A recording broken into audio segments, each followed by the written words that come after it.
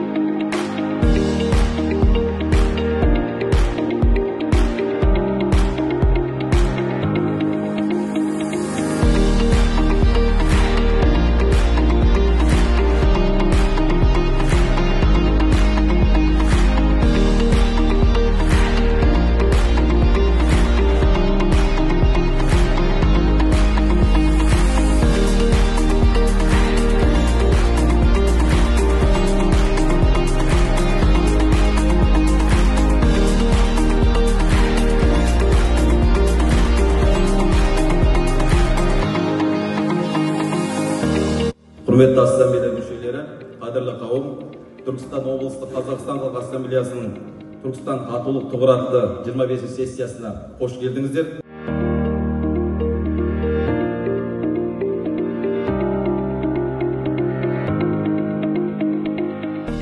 Директор рет кездесіп жатырмыз. Былтыр да бірнеше осында үлкен жиналыстарға мен өзім келіп қатысқан болатын. Сондықтан ең алдымен осы жиынға ұйымдастырушыларына, қолдап келген қатысушыларына сізге өз ризашылығымды білдіргім келеді.